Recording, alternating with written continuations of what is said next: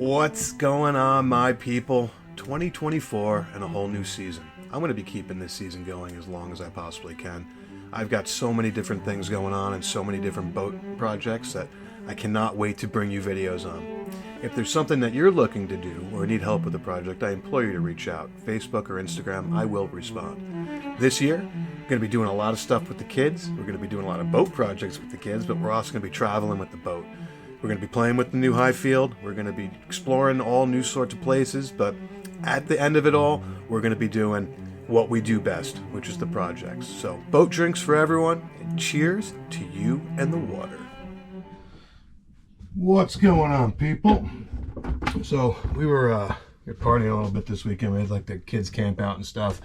And sorry if this is a little bright, but I'm just down here today. It is Monday, so this video is coming to you, at noon today at some point, and I apologize. I haven't really been doing a lot of boat work. I've been doing mainly just sort of having fun with kids on here.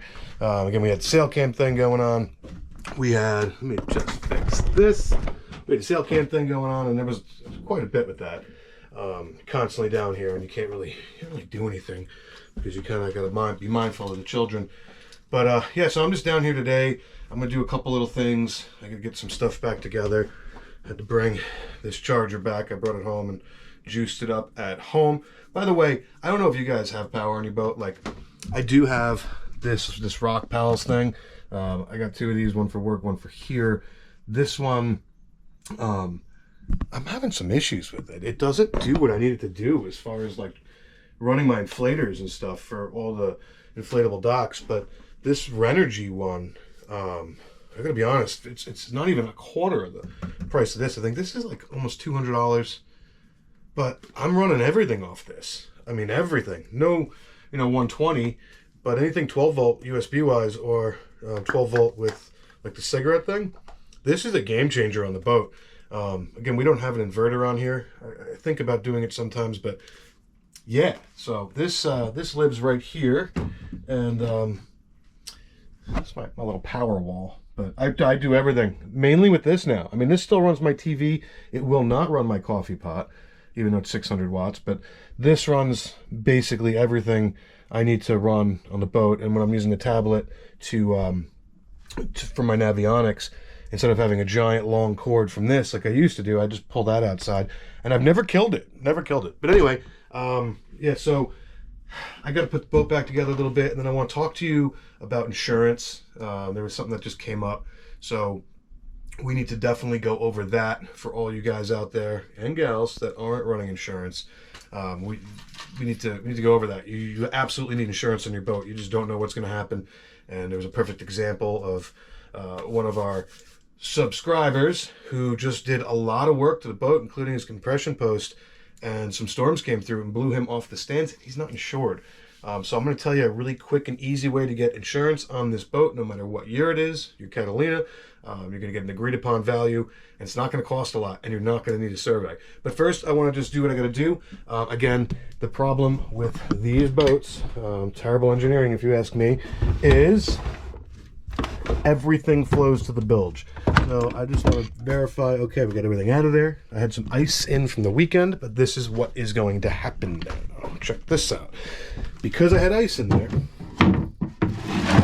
now we have water in the bilge. This is all from the ice melting. It flows down and just comes right in, and it's a problem. I hate having water in there. It makes up for smells, all sorts of different things. The other piece, and we don't use it, but is the shower drain. Goes right into the bilge.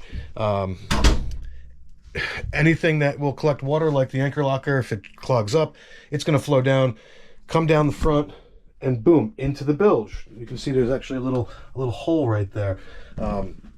Terrible design, considering that our keel stub is wood and our compression post stub is wood. So I keep a little vacuum, a little bucket head, and I use that at the end of every weekend to suck all the ice water out of here. Another thing I did do, which I'll get to, I guess I'll show you when I'm done, but no, I'll just do it now. I plugged every little hole anything that we had when I first got this boat, and around every washer with G-Flex resin. It mixes up. It's really viscous. Is that the word? But either way, it kind of self-levels, and I covered anything that could potentially absorb water down into the keel stub there with that, that stuff. So we mitigate some of that issue. The other problem is the bilge does go underneath the engine, right? So if you look, I have water under my engine. We don't want standing water under the engine. It's going to just keep evaporating, causing corrosion issues. So if you have one of these, come down after you're done, if you can, and just get the water out. You won't be able to do it when you just come back in because you still have ice in your ice box. And I have to wait a day or so. Sometimes I'll leave it open so it melts faster and I can come back down, because that will awkwardly, even though it's not insulated, hold ice forever. So let me get to vacuuming that out.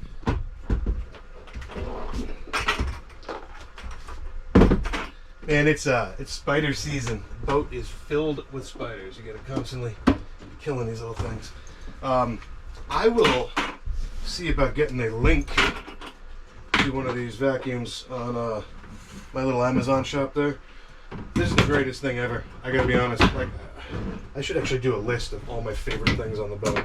But this thing, it fits perfect, like up in the V-berth, and you can put everything away, and it does what you need it to do. So there goes your audio. I'm just going to go ahead and suck this out real quick, and then we're going to talk about insurance.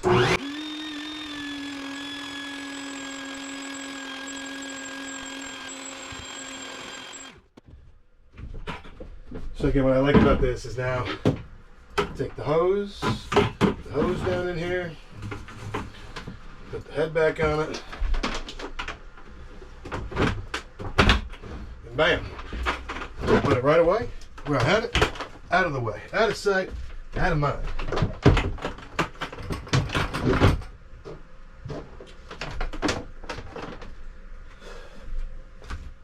So yeah, you really should have a wet vac on the boat. Always. You just never know. Spills, whatnot, a vacuum period, right? So I like that one. Cheap. I'll get a link. You know what I'll also do? I'll get a link for the Renogy little battery box. Again, that thing's clutch on here. Ooh, it's hot. It's hot on here today, people. Okay, insurance. Progressive.com. Let's see here. Where's my phone? I insured when I first got this boat. I knew I had to have insurance on it. Obviously, I have CTO. Best thing ever. And by the way, you can put every boat you own under that, membership. So I have, Jenny the Dink, my Tina's Tuna, which is the new boat I'm doing, and Artemis, all under one membership.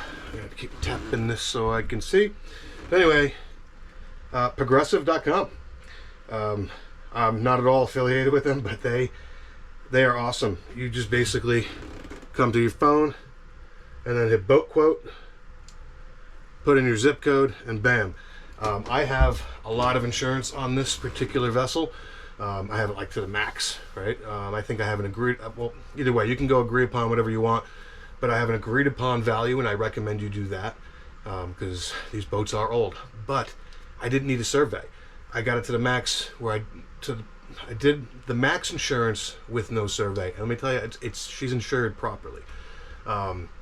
It's inexpensive. You can go as little as $100 with just your liability, or you can do more. Now, my marina requires me to have a certain amount of environmental insurance, personal liability per person, X amount of people, because we are all overinsured here. There's nothing wrong with that. It's not expensive, even though I have the max. I basically have her insured as if it's a home, right? So there's what could break in here if there's laptops, etc. But anyway, progressive.com, there's no reason for you to have your 78, 80, 85, 80, you can still get it done, and you can still do it inexpensively, and you don't need to pay for that expensive survey. I know a lot of these boats are very inexpensive. I personally did not pay a lot for this, and I wasn't going to pay half of what I paid for the boat for a survey. I said, I'm just going to deal with it. Maybe that was stupid, but she's fine. I mean, I did all the work and we know where we're at. But if you're buying a boat, let's just say $5,000, $4,000, $2,000, you're not going to spend $2,000, $3,000 for a marine survey. And 99.9% of all the other insurance companies out there, I'm sure there's some mom and pops that you could find, but will not insure the boat without a survey. Progressive will. And again, you may not be able to insure it for $50,000, but you could insure it for at least what you have into it, and you're going to be good to go. Do not make the same mistakes that a lot of other people have, where they get these boats, they put all their blood, sweat, and tears and some money into them, and then they fall off a stand, or some idiot boater comes into your marina and smashes in and sinks the boat, or your through hull goes. There's so many what ifs, and you need to have that insurance. And like, again, you can probably insure, let's just say Catalina 30, you do an agreed upon value. This is not what I have, but you could do an agreed upon value of 10 grand. Bring your deductible way up to, like, say $1,000, and probably pay $400 a year, $500 a year. Mine's totally different. I have a lot more insurance on here, again, with my marina's requirements. So I pay more than that, but it's still, to me, it's worth it. It comes with Boat US, I believe, as well. I don't use them. They don't exist on the river, but I do have a CTO membership. So to me, having the insurance makes a lot of sense, especially I would be devastated if I were to lose this boat over something stupid, falling off stands, or, like I said, someone coming in here and just being dumb and not knowing how to boat and smashing into her, and I come down and she's just a mass sticking out of the water. It'd be terrible. Even though they have insurance, they could be gone, right? Or you just don't know. So anyway, check out Progressive if you don't have insurance. I highly recommend it. You also don't know, man. Everyone's so sue happy. Someone hops on your boat, trips, slips, falls, boom, breaks their nose. Now you're getting sued. You want to have that protection. And let's face it, everyone says, my friends would never do that, my friends would never do that. You know what? Everyone does that these days. You got to be very careful. So just do your thing. Other than that, I apologize. Like I said, it's been 2 weeks of sail camp, and then me wanting to have some fun versus me wanting to do boat work. So I will say the honey here, you can see where it's almost an exact match. I'll be doing the rest of the inside here. I will be putting an air conditioner in this boat, I believe, next year.